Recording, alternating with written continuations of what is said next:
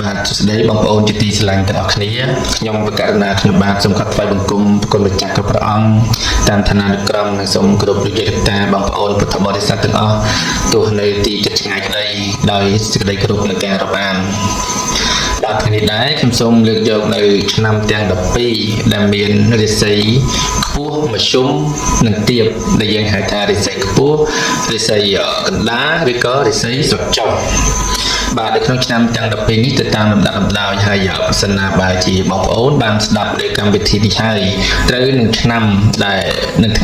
បងប្អូនកើតហើយនឹងថ្ងៃនេះដែរក៏គួរក៏បីដើម្បីជៀសវាងឬក៏ធ្វើនៅមង្គលការងារផ្សេងៗទៅតាមអ្វីដែលខ្ញុំបានប្រាប់បាទព្រោះនេះជាក្បួនតម្រាពីបុរាណដែលបានចាញ់ទុកមកសម្រាប់ឲ្យកូនចៅប្រកបនៅជ័យមង្គលលាភសិរីសួស្តីធ្វើការងារអ្វីៗបានប្រកបទៅតាមសេចក្តីប្រាថ្នាសូមអញ្ជើញស្ដាប់ដូចតទៅ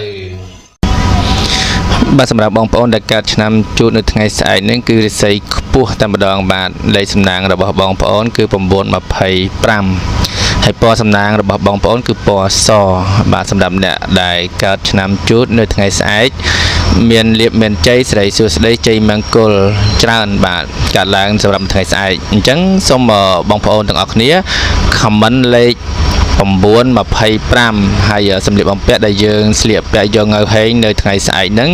គឺពណ៌សបាទសូមកុំភ្លេចតាមដានឆ្នាំទាំងអស់គ្នាបាទ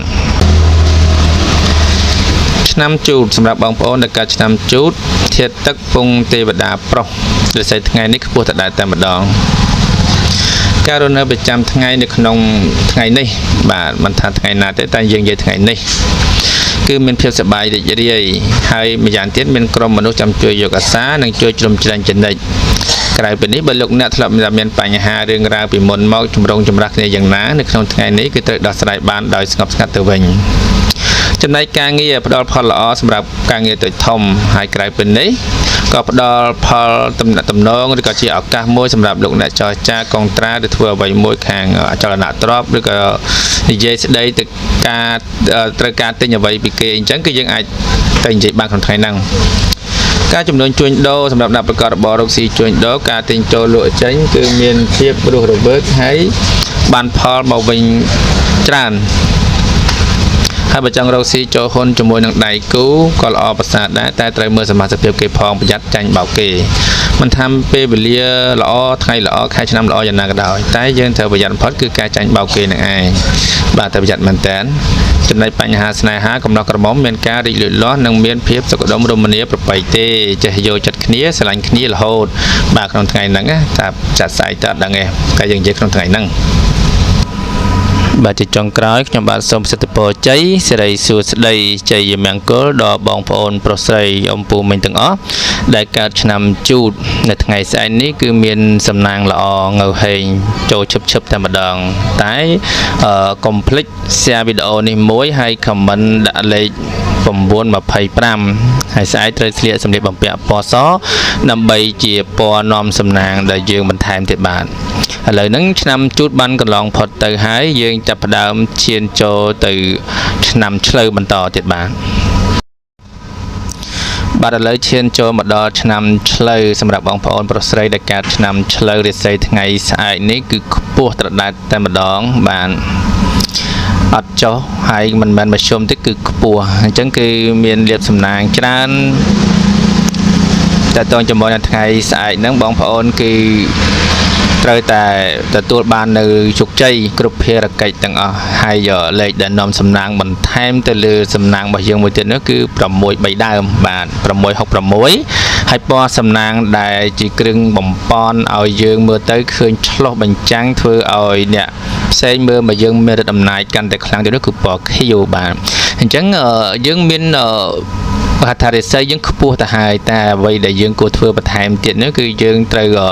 comment លេខ6 ដើមហើយនឹងស្លៀកសម្លៀកបំពាក់ពណ៌ខៀវនៅថ្ងៃស្អែកដើម្បីជាជោគជតារិស័យនឹងកាន់តែមានអំណាចមេរិទ្ធីអ្នកផងមើលមកគឺមានការស្ញប់ស្ញែងនិងខ្លាចអំណាចរបស់យើងតែម្ដងបាទអញ្ចឹងសូមតាមដានសន្តាប់ដូចតទៅឆ្នាំឆ្លូវ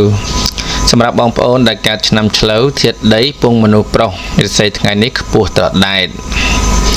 លោកអ្នកនឹងមានលៀបដោយការប្រើសម្ដីវោហារស័ព្ទទោះបីជាបាននិយាយស្ដីអ្វីក៏ដោយក៏មានការគ្រប់គ្រងពីអ្នកដទៃដែរបាទថ្ងៃនេះដែរអញ្ចឹងយើងអាចទៅចែកចែកស្ដីដណ្ដឹងកូនគេឬក៏យើងទៅដាក់ពាក្យធ្វើការឬក៏យើងចង់ទៅទិញរបស់ណាមួយពីអ្នកដទៃគឺយើងអាចទៅបានបាទក្នុងថ្ងៃនេះគឺថារិស័យយើងខ្ពស់ល្អណាស់ចឹងទៅបីជាយើងនិយាយយ៉ាងណាក៏គេយល់ព្រមនិងគ្រប់គ្រងយើងនៅក្នុងពេលដែលយើងនិយាយនឹងដែរបាទហើយចំណាយការងារវិញបើយើងមានបេសកកម្មត្រូវទៅបំពេញការងារនោះទោះបីជាការធ្វើដំណើរនឹងចិត្តឆ្ងាយក្តីតែងតែមានសុវត្ថិភាពនិងល្អប្រសើរតែយើងយ៉ាងណាក៏គួរតែប្រយ័ត្នដែរទោះបីតាមផ្លូវទឹកផ្លូវគោកនឹងយ៉ាងណាក៏គួរមានការប្រុងប្រយ័ត្នមែនទែនបាទទោះបីសំណាងមានក៏ដោយតែបើយើងធ្វើប្រហែសគឺវាមិនល្អសម្រាប់ការធ្វើដំណើររបស់យើងទេ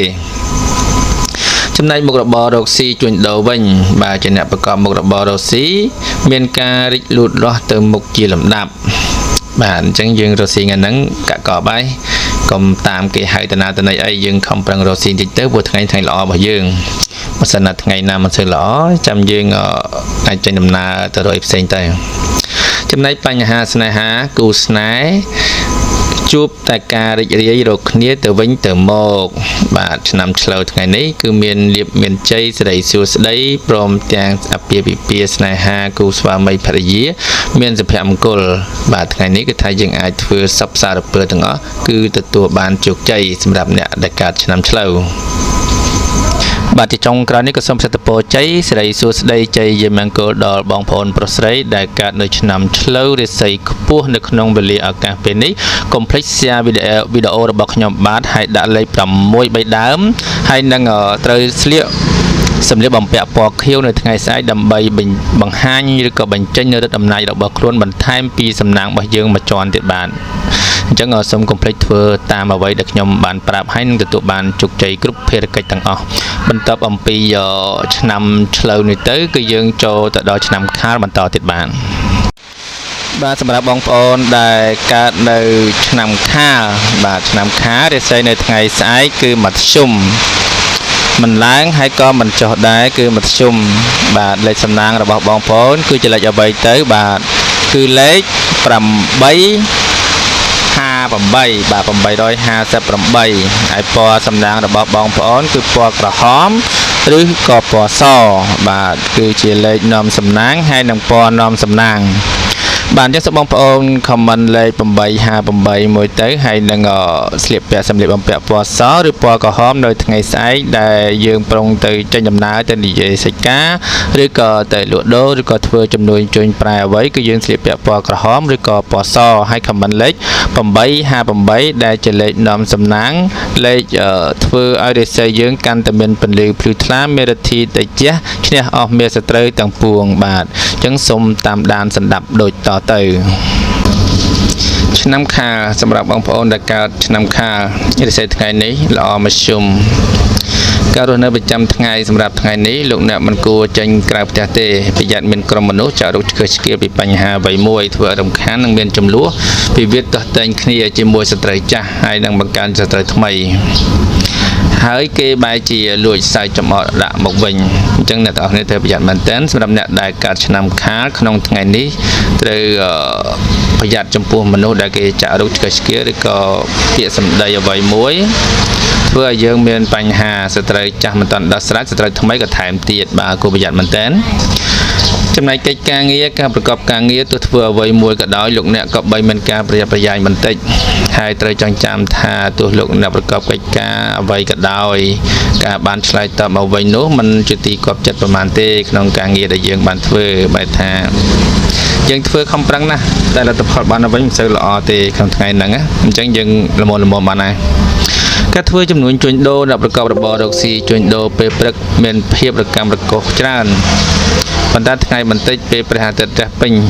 អាកាសវាហាឧបទ្រពចង្រៃទាំងពួងនិងវិនិច្ឆ័យជាអហោសកម្មអស់ហើយការធ្វើចំនួនជួញដូរពេញដៃពេញជើងឡើងវិញបាទពេលព្រឹកមិនសូវល្អទេតែបានពេលថ្ងៃអញ្ចឹងព្រលឹមឡើងយើងតមមកតមកឬក៏មុំមកច្រើនពេកយើងធ្វើទឹកមុខស្រស់ស្រាយដើម្បីទទួលនូវសេចក្តីសុខស្តីពេលថ្ងៃនឹងមានលៀបចូលមកវិញហើយ ចំណែកបញ្ហាស្នេហាសម្ព័ន្ធស្នេហាប្រុសស្រីមានការប្រែប្រួលដូរផ្លាស់ព្រោះជួនត្រូវវាយគ្នាជួនទាស់តែងគ្នាបាទវាចានក្នុងរាវវាគង់តែប៉ះទង្គិចគ្នាទេគាត់ថាយើងចេះយោគយល់អធិស្ឋានស្រ័យឲ្យគ្នាទៅវិញទៅមកទៅវាជារឿងល្អអានេះសម្រាប់អ្នកដែលកើតឆ្នាំខាលបាទជាចុងក្រោយនេះក៏សូមប្រតិពរជ័យសិរីសួស្តីជ័យយមង្គលដល់បងប្អូនដែលកើតនៅឆ្នាំខាលរាសីមធ្យមនៅក្នុងវេលាឱកាសពេលនេះឲ្យបានសម្រេចនៅអ្វីៗដែលបងប្អូនប៉ងប្រាថ្នាយ៉ាងណាសូមបានសម្រេចដោយសេចក្តីប្រាថ្នាហើយកុំភ្លេច share វីដេអូនេះដាក់លេខ858និងស្លៀកពាក់ពណ៌ក្រហមឬពណ៌សដើម្បីជាពណ៌នាំសំណាងដូចតទៅបានបាទសម្រាប់បងប្អូនដែលកើតនៅឆ្នាំថោះបាទឆ្នាំថោះរាសីនៅថ្ងៃស្អែកគឺខ្ពស់ត្រដែតតែម្ដងបន្ថែមអំពីរាសីខ្ពស់នេះទៅគឺលោកអ្នកមានលេខសំណាងដើម្បីជាការលើកទឹកចិត្តឬក៏ជាការលើករាសីនឹងឲ្យមើលមកមានអំណាចឫទ្ធិដែលជះខ្លាំងក្លាគឺបាទបន្ថែមទៀតបាទអញ្ចឹងលេខនាំសំណាងរបស់បងប្អូនគឺ957បាទ957សូមខមមិនលេខ957ហើយនៅថ្ងៃស្អែកនេះសូមបងប្អូនស្លៀកពាក់នៅពណ៌ផ្កាឈូកឬក៏ពណ៌ខ្មៅបាទពណ៌ផ្កាឈូកឬពណ៌ខ្មៅដើម្បីបន្ថែមនៅរាសីបន្ថែមទៀតបាទថារាសីយើងខ្ពស់ហើយតែយើងចង់ធ្វើឲ្យមានឫទ្ធិអំណាចដែលជះអ្នកផ្សេងមើលមកយើងមានអំណាចតែម្ដងមានការខ្លោបខ្លាចអំណាចចេស្តារបស់យើងហើយទៅណាមកណាគឺមានគេញញើតហើយឬក៏យើងទៅនិយាយអ្វីមួយទៅកាន់អ្នកដទៃគឺគេខ្លាចអំណាចយើងម្ដងបាទគឺយើងនិយាយអ្វីក៏គេព្រមតាមដែរដូចយុចាញ់ថារិស័យយើងខ្ពស់បូកជាមួយនឹងលេខសំណាងហើយនឹងពណ៌នាំសំណាងបន្ថែមទៀតធ្វើឲ្យយើងនឹងមានឫទ្ធិដែលជះឈ្នះអស់មេសត្រូវទាំងឡាយទាំងពួងហើយប្រកបការងារអ្វីៗបានសម្រេចដោយសេចក្តីប្រាថ្នាបាទអញ្ចឹងសូមរងចាំស្ដាប់ដូចតទៅឆ្នាំថោះសម្រាប់បងប្អូនដែលកើតឆ្នាំថោះធាតុឈើពងមនុស្សស្រីរិស័យថ្ងៃនេះឡើងខ្ពស់លោកអ្នកត្រូវបានអ្នកធំជឿទុកចិត្តនិងផ្ដល់ការសរសើរឬដំឡើងឋានៈប៉ុន្តែក្នុងនោះក៏មានមនុស្សខ្សត់ទ្រព្យឬអ្នកចូលចិត្តប្រើអំណាចរំលោភបំពានខ្លះដែរតែมันមានជាបញ្ហាអ្វីនោះទេគឺលោកអ្នកអាចដោះស្រាយនឹងការងារទាំងអស់នោះបានបើជាអ្នកប្រកបមុខរបររកស៊ីវិញប្រាក់ចំណេញបានមកសមប្រកបទៅនឹងដើមទុនដែលបានដាក់ចេញបាទអញ្ចឹងយើងគួរតែធ្វើទៅថ្ងៃហ្នឹងមិនថាយើងចំណាយតិចបានច្រើនចំណាយច្រើនឬទៅបានច្រើនទៀតដែលយើងដាក់ទុននៅថ្ងៃនេះណាបាទបញ្ហាស្នេហាគូស្នេហ៍ស្រស់ស្រួលនិងចេះយល់ចិត្តគ្នាល្អណាស់มันមានអ្វីជាធំដុំទេការស្រឡាញ់គ្នាស្អិតរមួតចេះយល់ចិត្តគ្នាมันមានខ្វែងគំនិតគ្នាអ្វីនោះទេសម្រាប់អ្នកដែលកើតឆ្នាំថោះបាទជាចុងក្រោយនេះក៏សូមប្រសិទ្ធពរជ័យសិរីសួស្តីជ័យយមង្គលដល់បងប្អូនដែលកើតឆ្នាំថោះនៅថ្ងៃស្អែកនេះសូមប្រកបការងារអ្វីៗបានសម្រេចដោយសេចក្តីប្រាថ្នាកុំភ្លេច share វីដេអូនេះមួយដាក់លេខ957ហើយនឹងមុននឹងចេញដំណើរពីផ្ទះទៅនិយាយកិច្ចការអ្វីកុំភ្លេចស្លៀកពាក់ពណ៌ផ្កាឈូកឬក៏ពណ៌ខ្មៅបាទបន្ទាប់អំពីឆ្នាំថោះនេះទៅយើងក៏ចាប់ផ្ដើមបន្តទៅឆ្នាំរោងបាទឆ្នាំរោងបន្តទៀតបាទសម្រាប់បងប្អូនដែលកើតឆ្នាំរោងនៅថ្ងៃស្អែកនេះរាសីឡើងខ្ពស់ត្រដែតតែម្ដងបានប្រកបការងារអ្វីៗគឺបានសម្រេចដោយសេចក្តីប្រាថ្នាតែមុននឹងធ្វើអ្វីមួយយើងតែងតែមានលេខសំណាងនិងពណ៌សំណាងដើម្បីជាលេខហុងស៊ុយពណ៌មានអំណាច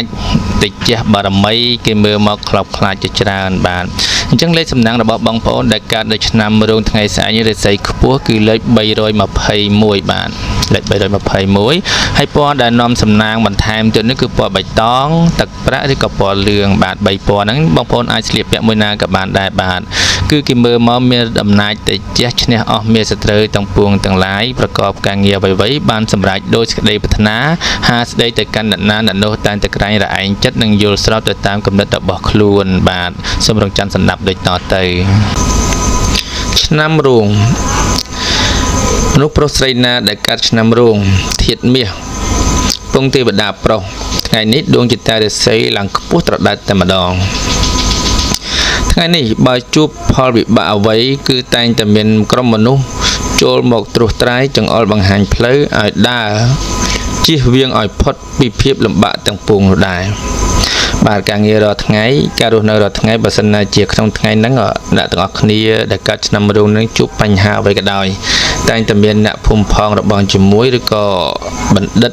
កវីណាមួយអាចនឹងជួយរំលែកទុក្ខឬក៏ចង្អុលបង្ហាញត្រួសត្រាយផ្លូវដើម្បីឲ្យបងប្អូនលោកអ្នកនឹងដោះស្រាយបានដោយស្រួលមិនមានបញ្ហាអ្វីធំដុំទេចំណែកការងារការប្រកបការងារលោកអ្នកមិនមានអ្វីចូលមករារាំងបិទបាំងឡើយម្ល៉េះហើយមានភាពរលូនល្អទៅមុខជានិច្ចបាទអាចនឹងតកែលើកតំណែងឬក៏អាចនឹងមានភាពរីកចម្រើនឡើងប្រាក់ខែឡើងអីចឹងទៅការងារនៅក្នុងថ្ងៃនេះណាការធ្វើចំនួនជួញដូរចំពោះអ្នកប្រកបមុខរបររកស៊ីជួញដូរពេលនេះប្រៀបដូចជាភ្លៀងធ្លាក់មួយមេបាទនៅខែក្តៅវាចាញ់និយាយណាពេលភ្លៀងធ្លាក់មួយមេនៅខែក្តៅបានន័យថានៅពេលដែលដីកំពុងតែរាំងស្ងួតភ្លៀងធ្លាក់មួយមេមកគឺសើមរុក្ខជាតិលូតលាស់ដាំដុះបានច្រើនភោគផលហូរចូលហ្នឹងហើយព្រោះតែអាចកម្ចាត់រាល់ឧបទ្រពចង្រៃទាំងពួងឲ្យវិនាសជាអហោសកម្មអស់បាទអញ្ចឹងល្អមែនតើសម្រាប់ក្នុងថ្ងៃហ្នឹងអ្នកដែលកាត់ឆ្នាំរោងហើយលោកអ្នកអាចប្រកបមុខរបរពេញដៃពេញជើងឡើងវិញបានទៀតបាទការងារដែលយើងគម្រោងថានឹងធ្វើឬក៏យើងធ្វើហើយតែមិនទាន់ហើយយើងអាចធ្វើវាឲ្យចប់ទៅក្នុងថ្ងៃហ្នឹងបញ្ហាស្នេហាសម្ព័ន្ធស្នេហាកំឡោះក្រមុំបើលោកអ្នកពុំទាន់មានគូគប់អាចមានដំណឹងលេចលឺឬមិនដូច្នោះយ៉ាងហោចណាស់ក៏មានក្រុមមនុស្សចាប់អារម្មណ៍ផងដែរ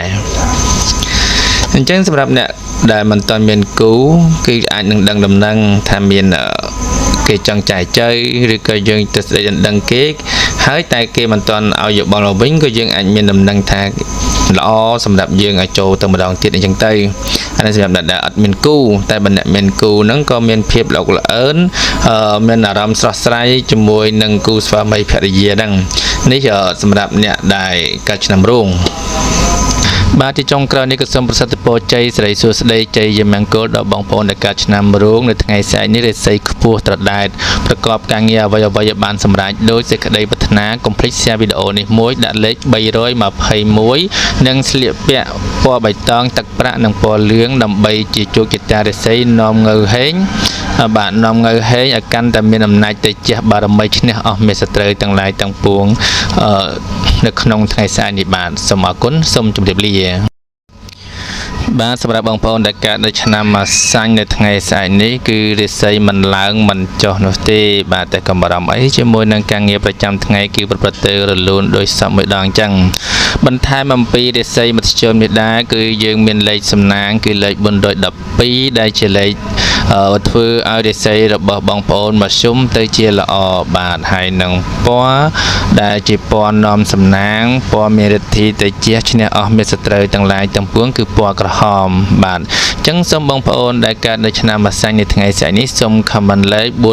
412ហើយពេលព្រឹកឡើងមុននឹងចេញដំណើរទៅទីឋាននានាទៅចែកកិច្ចការងារអ្វីផ្សេងៗសូមបងប្អូនប្រើសម្លៀកបំពាក់ពណ៌ក្រហមបាទប្រើអាវក៏បានខោក៏បានដែរតែយល់ល្អយើងប្រើអាវទៅបាទអាវពណ៌ក្រហមហើយខោសំពត់អីហ្នឹងពណ៌អីក៏បានដែរតែសំខាន់តែបានក្រហមអាវអញ្ចឹងទៅបាទមុននឹងយើងចេញដំណើរទៅទីឋាននានាហ្នឹងគឺយើងមានលេខសំណាងផងយើងមានអាយទៅជះផងបាទយើងហៅថាអាយទៅជះអាវនាំសំណាងធ្វើឲ្យគេមើលមកយើងហ្នឹងមានឫទ្ធិអំណាចចេស្តាខ្លាំងក្លាមានសម្លេងដោយរាជសីនិយាយស្ដីទៅកាន់ទីឋាននានាទៅកាន់អ្នកផងដែលជាក្តីគូសហការឬកងត្រាអ្វីមួយនោះគឺគេតែងតែខ្លោបខ្លាចអំណាចចេស្តារបស់យើងគេនឹងយល់ព្រមធ្វើតាម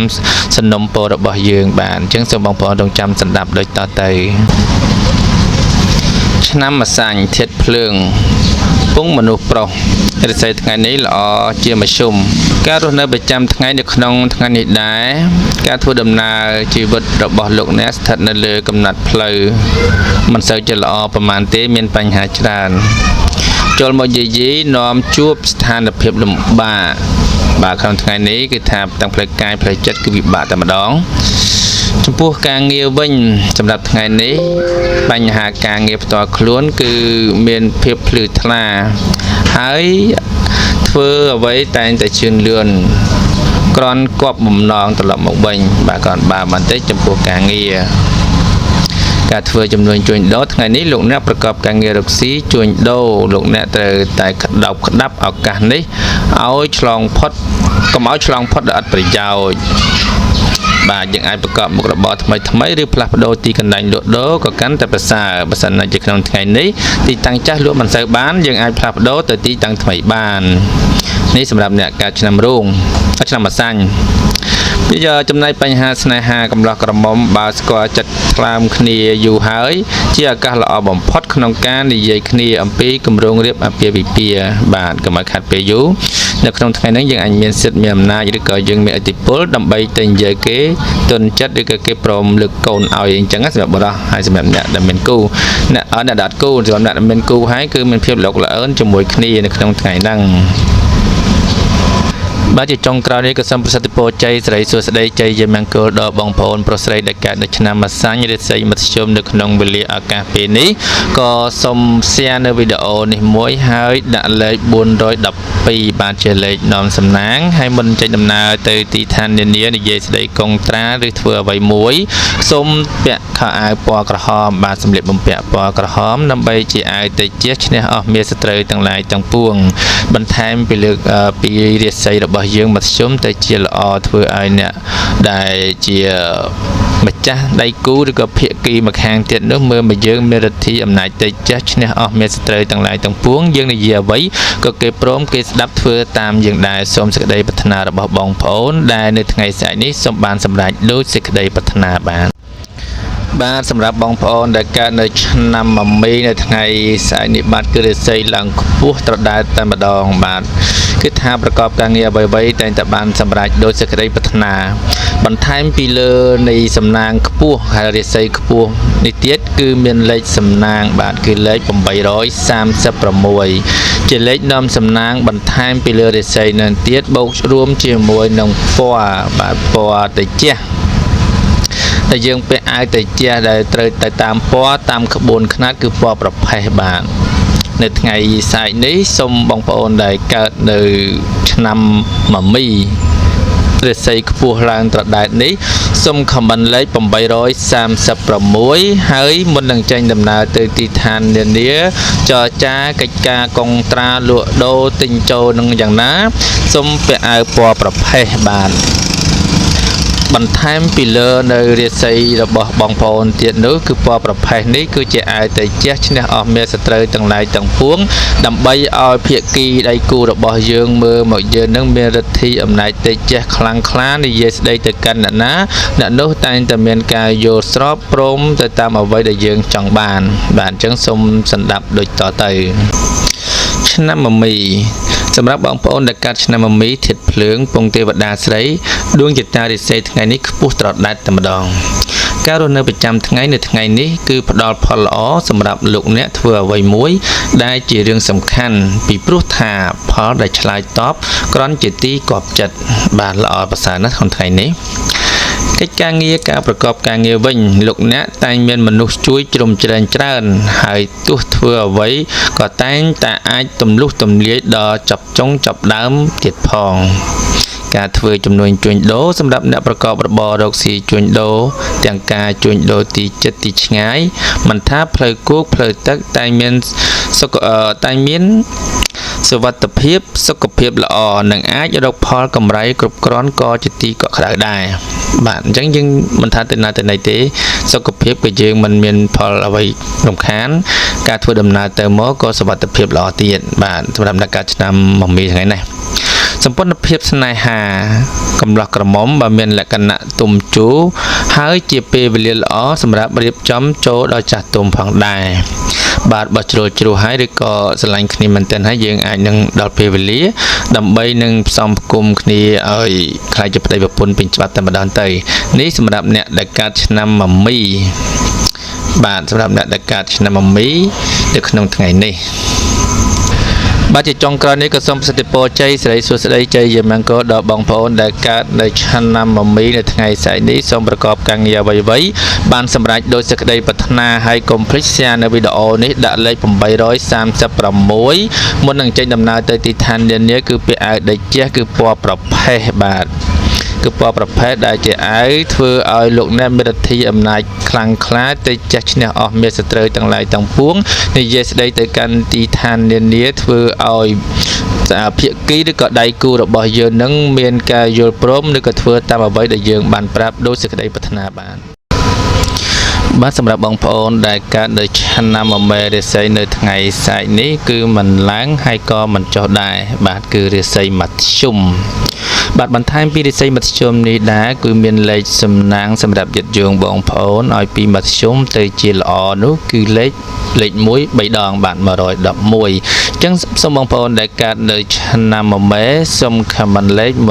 111នេះហើយនឹងពេលព្រឹកឡើងសូមពាក់អាវនៅពណ៌ទឹកក្រូចបាទមុននឹងចេញដំណើរទៅទីឋាននានាឬក៏និយាយកិច្ចការងារអ្វីមួយទិញដូរលក់ចេញឬក៏កុងត្រាក្រុមហ៊ុនឬក៏ដាក់ពាក្យប្រឡងមន្ត្រីរាជការអីហ្នឹងយ៉ាងណាសូមពាក់អាវពណ៌ទឹកក្រូចដើម្បីជាពណ៌ងៅហេងពណ៌អាវទៅចាស់ឈ្នះអស់មាសត្រូវទាំងឡាយទាំងពួងធ្វើឲ្យអ្នកដែលជាដៃគូរបស់យើងឬក៏សមាជិកនៅក្នុងទីនោះមើលមកយើងមកមានឫទ្ធិអំណាចមានពន្លឺនិយាយស្ដីទៅកាន់អ្នកដទៃគឺគេយល់ស្របយល់ព្រមនឹងធ្វើតាមអ្វីដែលយើងបានសន្នំពរគេនោះបាទអញ្ចឹងសូមកុំភ្លេច comment លេខ111ហើយនឹង share វីដេអូនេះទៅដាក់លេខ111នេះចេញទៅបាទសូមសម្ដាប់ដូចតទៅឆ្នាំមមេសម្រាប់លោកអ្នកដែលកាត់ឆ្នាំមមេធាតុមាសពងទេវតាសីរាសីថ្ងៃនេះល្អមធ្យមការរស់នៅប្រចាំថ្ងៃនៅក្នុងពេលនេះលោកអ្នកកើតឆ្នាំមមេដែលចូលខែនេះដួងចិត្តរាសីរបស់លោកអ្នកនៅល្អប្រសើរហើយទោះបីជាធ្វើអ្វីតែងតែជឿនលឿនទៅមុខសន្សឹមជានិច្ចបាទសម្រាប់ការងារប្រចាំថ្ងៃនៅក្នុងថ្ងៃនេះដែរចំពោះដំណើរជីវិតរបស់លោកអ្នកងាយជួបបញ្ហាត្រូវគេវាយប្រហារដូច្នេះក៏បីប្រយ័ត្នប្រយែងការងារដោយមិនត្រូវធ្វើឲ្យមានកំហុសច្រើនឡើយបាទប្រយ័ត្នតិចទៅការធ្វើចំនួនជួញដូរសម្រាប់អ្នកប្រកបរបររកស៊ីជួញដូរវិញជួបការលំបាកក្នុងការរកផលកម្រៃណាស់ឯការជួញដូរទីចិត្តឆ្ងាយទៀតសោតកើតមានភាពរកម្មរកុសច្រើនបញ្ហាស្នេហាប្រុសស្រីគឺតែងតែកើតមានជារឿងរកម្មរកុសចិត្តនិងពិសេសចង់ចាញ់ឈ្នះគ្នា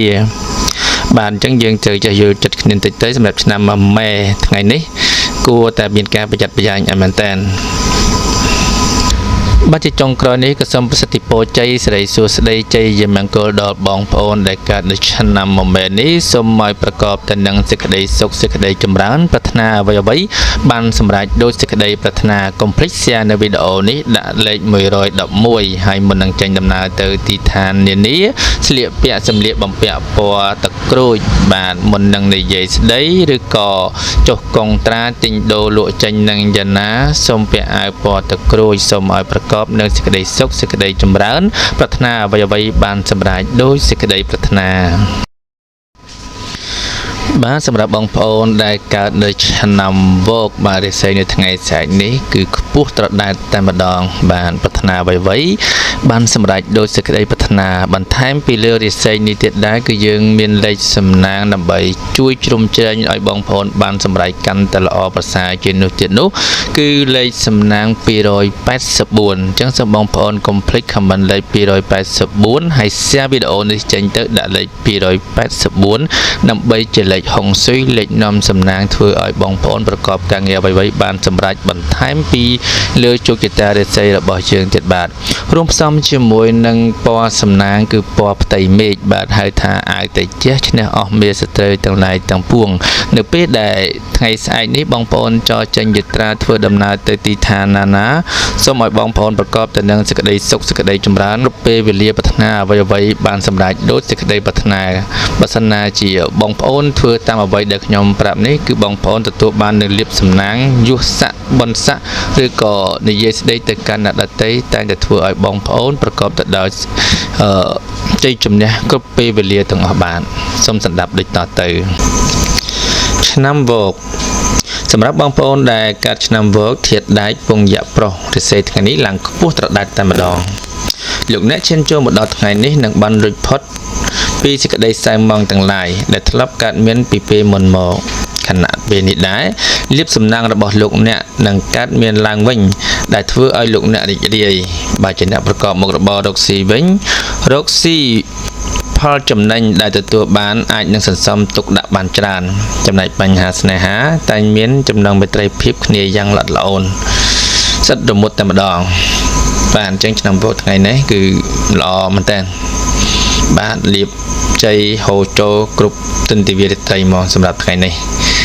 អញ្ចឹងបងប្អូនដែលការឆ្នាំពោធក្នុងថ្ងៃនេះគួរតែស្រួលស្រួលឬក៏បញ្ញាបញ្ញាធ្វើការងារទាំងពួងដែលយើងថាប្រុងនឹងធ្វើនោះឲ្យហើយនៅថ្ងៃនេះតែម្ដងទៅនេះសម្រាប់អ្នកដែលការឆ្នាំពោធបើជាចុងក្រោយនេះសូមសិទ្ធិពរជ័យសិរីសួស្តីជ័យជំនះគោដល់បងប្អូនប្រុសស្រីទាំងអស់ដែលកើតនៅឆ្នាំពោធរាសីខ្ពស់នៅក្នុងវេលាឱកាសថ្ងៃស្អែកនេះសូមប្រកបការងារអ្វីៗបានសម្រេចដោយសេចក្តីប្រាថ្នាកុំភ្លេច share វីដេអូនេះចេញទៅដាក់លេខ284សូមឲ្យសំណាងល្អគ្រប់ទិន្ទិវារាត្រីបានបាទសម្រាប់បងប្អូនដែលកើតនៅឆ្នាំរការាសីនៅថ្ងៃស្អែកនេះមិនល្អទេសម្រាប់បងប្អូនគឺស្រុតចុះយ៉ាងខ្លាំងតែម្ដងតែកុំបារម្ភអីជាមួយនឹងរាសីស្រុតចុះគឺយើងបានធ្វើនៅលេខសំណាងបាទយើងមានលេខសំណាងដើម្បីយឹតយើងនៅរាសីរបស់យើងឲ្យល្អប្រសើរឡើងមកវិញជាមួយនឹងពណ៌នៃអាយទៅចាស់ឈ្នះអស់មេស្ត្រីទាំងឡាយទាំងពួងបានលេខសំណាងរបស់បងប្អូននៅថ្ងៃស្អែកនេះគឺលេខ671បានសម្រាប់បងប្អូនដែលកើតឆ្នាំរការាសីមិនល្អនៅថ្ងៃស្អែកនេះសូម comment លេខ671ហើយសូម share វីដេអូនេះដាក់លេខ671រួមជាមួយនឹងពណ៌សំណាងដែលបងប្អូនព្រឹកឡើងមុននឹងចេញដំណើរទៅទីឋាននានានិយាយស្ដីការងារមន្ត្រីរាជការទិញចូលលក់ចេញឬក៏ប្រឡងមន្ត្រីរាជការកាឡាបញ្ជីអីហ្នឹងយ៉ាងណាសូមពាក់អាវពណ៌ប្រផេះបាទជាអាវទៅចាស់ឈ្នះអស់មាសត្រូវទាំងឡាយទាំងពួងដើម្បីកែប្រែវាសនារបស់បងប្អូនពីគ្រោះមកជាលាភវិញ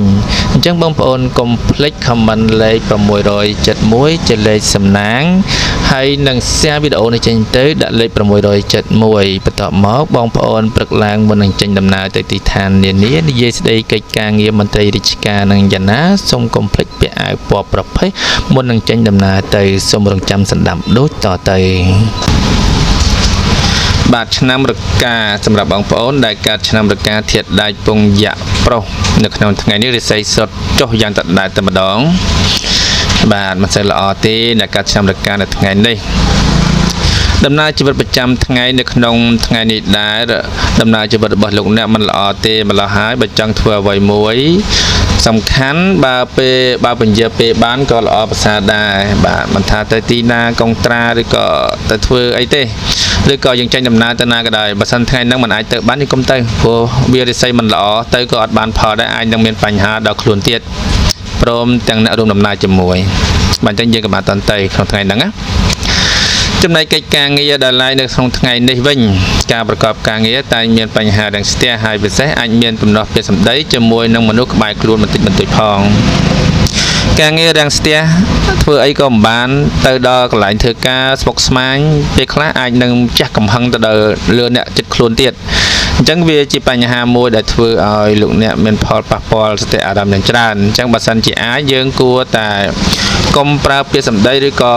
មិនចេញទៅធ្វើការទេថ្ងៃហ្នឹងយើងនៅផ្ទះតែម្ដងទៅជុំកូនប្រពន្ធឬបងប្អូននិយាយគ្នាលេងទៅបើយើងទៅមានតែការថ្នាំងថ្នាក់ឬក៏អន់ចិត្តឬក៏មានបញ្ហាដល់អ្នកដទៃទៀត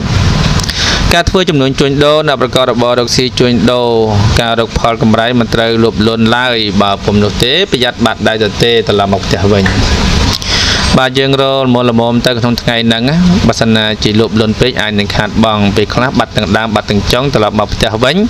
ត្រូវមាត់អ្នកផ្ទះទៀតអត់មានលុយចូលផ្ទះអញ្ចឹងយើងត្រូវធ្វើអ្វីមួយគិតគូរពិចារណាឲ្យបានច្បាស់លាស់ថ្ងៃហ្នឹងបើសិនជាអាចកុំធ្វើអីឲ្យសោះបណ្ដោយថ្ងៃហ្នឹងបាទចាយតិចតួចបានចំណែកបញ្ហាស្នេហាវិញសម្ព័ន្ធភាពស្នេហាកំឡោះក្រមុំមានការបង្កការថ្នាំងថ្នាក់និងភាពនឿយណាយផ្លូវចិត្តច្រើនបាទនៅពេលដែលម្នាក់មានភាពគេហៅថាបង្ងើយកតាយឬក៏អស់សង្ឃឹមឬក៏ធុញថប់នៅក្នុងអារម្មណ៍มันមានសម្ព័ន្ធភាពស្នេហាជាមួយគ្នាឬក៏ភាពស្និទ្ធស្នាលជាមួយគ្នាទេអញ្ចឹងវាអាចមានការសោះអង្គើយដាក់គ្នាបន្តិចបន្តួចដែរតែក៏មិនជាបញ្ហាអ្វីទេនៅថ្ងៃស្អែកអ្នកទាំងលោកអ្នកនឹងបានភាពរីករាយសប្បាយវិញហើយបាទឲ្យតែមានថ្ងៃស្អែកនៅរះយើងត្រូវតែមានសង្ឃឹមអញ្ចឹងសម្រាប់អ្នកដែលកើតឆ្នាំរកានៅថ្ងៃនេះគួរតែប្រយ័ត្នប្រយែងយ៉ាងមែនទែនបាទ បាទជាចុងក្រោយនេះខ្ញុំបាទសូមប្រសិទ្ធពរជ័យសិរីសួស្តីជ័យយមង្គលលើកទឹកចិត្តបងប្អូនដែលកើតឆ្នាំរកានៅថ្ងៃស្អែកនេះប្រកបការងារអ្វីៗបានសម្រេចដោយសេចក្តីប្រាថ្នាកុំភ្លេច share វីដេអូនេះចេញទៅដាក់លេខ671ជាលេខនាំសំណាងកាយប្រាយជោគវាសនារបស់បងប្អូនពីគ្រោះមកលៀបហើយនឹងព្រឹកឡើងមុននឹងចេញដំណើរទៅទីឋាននានានិយាយស្ដីការងារមន្ត្រីរាជការទិញចូលលក់ចេញកុងត្រាដីធ្លីអីហ្នឹងយ៉ាងណាសូមកុំភ្លេចពាក់អាវពណ៌ប្រផេះបាទមុននឹងហាស្ដីនិយាយទៅកាន់អ្នកភូមិផងរបងជាមួយឬក៏ភាគីម្ខាងទៀតគេមើលមកយើងមកមានដឹកពៀស្លូតបូតស្រឡាញ់រាប់អានគួរឲ្យអាណិតគេនឹងធ្វើតាមអ្វីដែលយើងបានសំណុំពរឬក៏ប្រាប់ទៅគេហើយអញ្ចឹងសូមសេចក្តីប្រាថ្នារបស់បងប្អូននៅថ្ងៃស្អែកនេះប្រកបទៅដោយជោគជ័យសិរីសួស្តីជ័យមង្គលប្រាថ្នាអ្វីៗបានសម្រេចដោយសេចក្តីប្រាថ្នាបាទសម្រាប់បងប្អូនដែលកើតនៅឆ្នាំចនៅថ្ងៃស្អែកនេះគឺរាសីខ្ពស់ត្រដែតតែម្ដងបាទប្រកបការងារអ្វីៗតែងតែបានសម្រេចដោយសេចក្តីប្រាថ្នាបន្ថែមពីលើរាសីខ្ពស់នេះទៀតគឺយើងមានលេខនាំសំណាងដល់បងប្អូនកុំភ្លេច comment លេខ338ហើយ share វីដេអូនេះចេញទៅដាក់លេខ338ជាមួយនឹងពណ៌នាំសំណាងជាពណ៌អាយតេជះឈ្នះអស់មេសត្រូវទាំងឡាយទាំងពួងដែលបងប្អូនមុននឹងចេញដំណើរទៅទីឋាននានានិយាយស្ដីធ្វើការងារមន្ត្រីរាជការទិញចូលលក់ចេញកុងត្រាកាឡាបញ្ជីប្រឡងចូលយ៉ាងណាសូមកុំភ្លេចពាក់អាវពណ៌មាសឬក៏ពណ៌ស្វាយនៅថ្ងៃស្អែកនេះបាទអញ្ចឹងសូមបងប្អូនធ្វើតាមអ្វីដែលខ្ញុំបានប្រាប់ហើយសូមរងចាំទស្សនាជាបន្តទៅឆ្នាំចសម្រាប់បងប្អូនដែលកើតឆ្នាំចធាតុដីពងយៈស្រីថ្ងៃនេះរាសីខ្ពស់ត្រដែតតែម្ដងការរស់នៅថ្ងៃនេះបើលោកអ្នកចង់ចរចាអ្វីមួយតែងតែអាចទម្លុះទម្លាយនិងសម្រេចដោយក្តីបំណងបងប្រាថ្នាបានជានិច្ចចំណែកការងារដោយសារដួងចតារាសីរបស់លោកអ្នកខ្ពស់ម្ល៉េះហើយផ្ដល់ផលល្អសម្រាប់លោកអ្នកសម្រុកការងារបានហើយពីព្រោះថាផលល្អតែងតែឆ្លើយតបមកវិញយ៉ាងកក់ក្ដៅចំណែកការធ្វើចំនួនជួញដូរបើអ្នកប្រកបរបររកស៊ីជួញដូរនៅថ្ងៃនេះមិនថាការជួញទីចិត្តទីឆ្ងាយសេចក្តីសុខដុមរមនាអាចប្រមូលភោគផលចូលផ្ទះវិញគួរជាទីគប់បំណងបញ្ហាស្នេហាកំឡោះក្រមុំមិនត្រូវឆ្លក់វង្វេងទៅលើរឿងកាមគុណប្រជ្រុលខ្លួនពេកទេអាចនាំទុកដល់ខ្លួននៅថ្ងៃមុខបានបាទយើងកុំឲ្យលងខ្លួនទៅជ្រុលពេកយើងល្មមទៅបានហើយចំពោះស្នេហាបើថាស្រឡាញ់គ្នាខ្លាំងយកឲ្យម៉ែឪចូលស្ដីដណ្ដឹងតែម្ដងទៅបាទនេះសម្រាប់អ្នកកើតឆ្នាំចជាចុងក្រោយខ្ញុំបាទសូមសេចក្តីពរជ័យសិរីសួស្តីជ័យយមង្គលដល់បងប្អូនដែលកើតនៅឆ្នាំចរាសីខ្ពស់នៅថ្ងៃស្អែកនេះសូមកុំភ្លេច share វីដេអូនេះចេញទៅដាក់លេខ338ហើយមុននឹងចេញដំណើរទៅទីឋាននានានៅថ្ងៃស្អែកនេះសូមកុំភ្លេចពាក់អាវពណ៌មាសឬពណ៌ស្វាយដែលជាអាយតេជះឈ្នះអស់មេសត្រូវទាំងឡាយទាំងពួងធ្វើឲ្យលោកអ្នកនិយាយស្ដីទៅកាន់ទីឋាននានាធ្វើឲ្យគេចូលចិត្តអាណិតស្រឡាញ់ហើយយល់ព្រមតាមអ្វីដែលយើងបាននិយាយឬក៏បានសំណុំពរដោយសេចក្តីប្រាថ្នាបាទសូមឲ្យបងប្អូនប្រាថ្នាអ្វីៗបានសម្រេចដោយសេចក្តីប្រាថ្នាមានលៀបមានយុះសិរីសួស្តីជ័យមង្គលពេញមួយថ្ងៃតែម្ដងបាទសម្រាប់បងប្អូនដែលកើតនៅឆ្នាំកុលរាសីនៅថ្ងៃស្អែកនេះមិនចុះមិនឡើងទេគឺរាសីមធ្យមបាទរាសីមធ្យមមិនចុះមិនឡើងទេតែយើងមានលេខសំណាងដែលជាលេខនាំហុងស៊ុយធ្វើឲ្យបងប្អូនពីមធ្យមទៅជាល្អវិញបាទជាមួយនឹងពណ៌សំណាងឬក៏ពណ៌តេជះឈ្នះអស់មេសត្រូវទាំងឡាយទាំងពួងបាទសម្រាប់បងប្អូនដែលកើតនៅឆ្នាំកុលធាតុពងមនុស្សស្រីនៅក្នុងថ្ងៃស្អែកនេះសូម comment លេខ665ដែលជាលេខនាំសំណាងបាទហើយ share វីដេអូនេះចេញទៅដាក់លេខ665ជាមួយនឹងព្រឹកឡើងបាទថ្ងៃស្អែកឡើងលោកអ្នកមុននឹងរៀបចេញចរយាត្រាទៅណាមកណាកុំភ្លេចពាក់អាវពណ៌ទឹកប្រាក់បាទកុំភ្លេចពាក់អាវពណ៌ទឹកប្រាក់មុននឹងចរចេញយាត្រានិយាយស្ដីទៅកាន់មនុស្សជុំវិញខ្លួនជាមួយនឹងការលក់ដូរទិញចូលលក់ចេញឬក៏ប្រឡងមន្ត្រីរាជការឬក៏កុងត្រាអ្វីមួយចំពោះអ្នកដែលនៅជុំវិញខ្លួនបាទអញ្ចឹងសូមរងចាំស្ដាប់ដូចតទៅឆ្នាំកុលសម្រាប់លោកអ្នកដែលកើតឆ្នាំកុលធាតុទឹកពងមនុស្សស្រីរាសីថ្ងៃនេះល្អមធ្យម ការរស់នៅប្រចាំថ្ងៃនៅក្នុងថ្ងៃនេះដែរបើធ្វើអ្វីក៏ដោយចូលប្រយ័ត្នប្រយែងប្រយ័ត្នចាញ់បោកគេហើយត្រូវប្រយ័ត្នចំពោះមនុស្សដែលមកពីចម្ងាយបាទអ្នកដែលបោកយើងមិនប្រកាសថាអ្នកនៅចិត្តយើងទេអ្នកឆ្ងាយក៏អាចបោកយើងបានដែរអញ្ចឹងអ្នកចិត្តក៏បោកអ្នកឆ្ងាយក៏បោកយើងចង់និយាយពីមាត់ថាមិត្តស្រួលទប់ទល់សត្រូវស្រួលទប់ទល់តែមិត្តផងសត្រូវផងគឺពិបាកទប់ទល់ណាស់អញ្ចឹងយើងគួរតែប្រយ័ត្នមែនទែននៅក្នុងថ្ងៃហ្នឹងបាទពិសេសខាចាញ់បោកគេអញ្ចឹងយើងប្រយ័ត្នប្រយែងតិចទៅចំពោះបញ្ហាការងារដែលឡែកនៅក្នុងថ្ងៃនេះដែរការប្រកបការងារពុំសូវមានអ្វីប្រែប្រួលផ្លាស់ប្ដូរទេគឺដូចតែសប្ដងចឹងពីម្សិលមិញអាម៉េចថ្ងៃនេះគឺចឹងឯងមិនមានបញ្ហាទេតែឃើញថា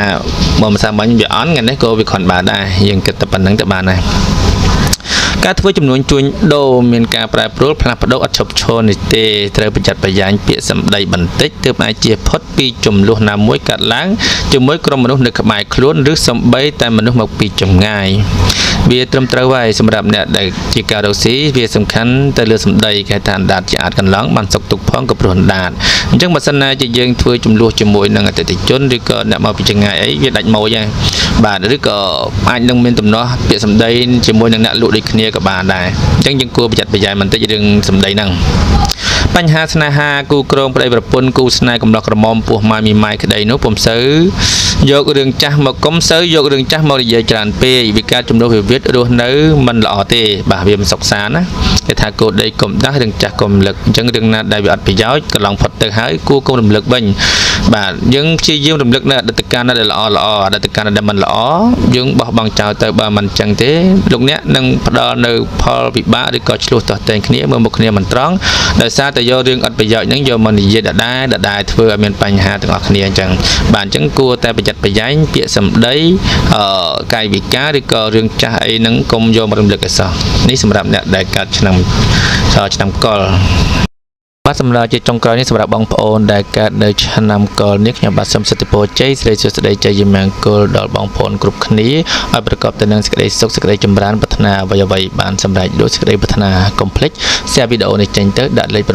665ហើយនឹងព្រលឹមឡើងមុននឹងចេញដំណើរទៅទីឋាននានាកុំភ្លេចពាក់អាវទឹកប្រាក់ដើម្បីជាអាវជាពរលើកសិរីសួស្តីជ័យមង្គលដល់បងប្អូនគ្រប់គ្នាសូមឲ្យបងប្អូនប្រកបការងារអ្វីៗបានសម្រេចដោយសេចក្តីប្រាថ្នាបាទអរគុណច្រើនសម្រាប់ការតាមដានទស្សនានៅវីដេអូនេះបាទសម្រាប់ឆ្នាំទាំង12ដែលខ្ញុំបានរៀបរាប់នៅខាងលើនេះគឺជាក្បួនបុរាណដែលគាត់បានចារទុកមកសម្រាប់ឲ្យកូនចៅជំនាន់ក្រោយអនុវត្តនិងធ្វើតាមអញ្ចឹងបើសិនណាជាបងប្អូនពុកម៉ែបងប្អូនទាំងអស់ដែលបានស្ដាប់ហើយមានឆ្នាំនៅក្នុងនោះដែរអញ្ចឹងគួរតែមានការប្រុងប្រយ័ត្នកុំឲ្យមានការខាតបង់ឬក៏រងទុក្ខវេទនាអញ្ចឹងយើងត្រូវប្រយ័ត្នទៅដើម្បីឲ្យមានជោគជតារាសីថ្ងៃល្អសម្រាប់ខ្លួនយើងផងដែរអញ្ចឹងសម្រាប់ក្នុងវេលាឱកាសពេលដែរខ្ញុំសូមជូនពរសិរីសួស្តីជ័យមង្គលចូលមានគ្រប់ក្រុមគ្រួសារលៀបហូរចូលលៀបជោគជ័យសិរីសួស្តីកែឈ្មោះល្បាញ់ល្បីចូលដល់គ្រប់ក្រុមគ្រួសារទាំងអស់គ្នាសូមជម្រាបលា